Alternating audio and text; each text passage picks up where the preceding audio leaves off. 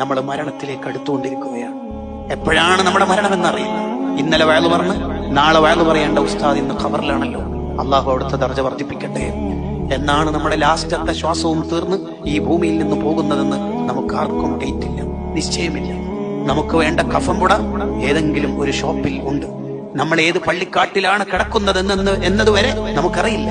അതുകൊണ്ടല്ലേ പള്ളി മൈതാനിയുടെ പരിസരത്തൂടെ പോകുമ്പോൾ അസ്സലാമു അലൈക്കും ദാറ ഖൗമിയൽ മുഅ്മിനീൻ വ ഇന്നാ ഇൻഷാ അല്ലാഹ് ബിക്കും ലാഹിഖൂൻ. അല്ലാഹു ഉദ്ദേശിച്ചെങ്കിൽ ബിക്കും ലാഹിഖൂൻ, നിങ്ങളുടെ അടുത്ത് തന്നെ ഞാൻ കിടക്കുന്നു. ഇത് ഏത് പള്ളിക്കാട്ടിന്റെ അടുത്തോട് പോകുമ്പോൾ ചൊല്ലണം. ചിലപ്പോ അവിടെയാണ് നമ്മൾ മരിച്ചു കിടക്കുന്നതെങ്കിലോ ആർക്കും അറിയില്ലല്ലോ. നമ്മുടെ നിയന്ത്രണം മുഴുവനും ഏറ്റെടുത്തത് അള്ളാഹുവാണ്. ആ അള്ളാഹുവിനെ ഇഷ്ടപ്പെട്ട് നമ്മൾ ജീവിക്കണം. ആരാണ് റബ്ബ്?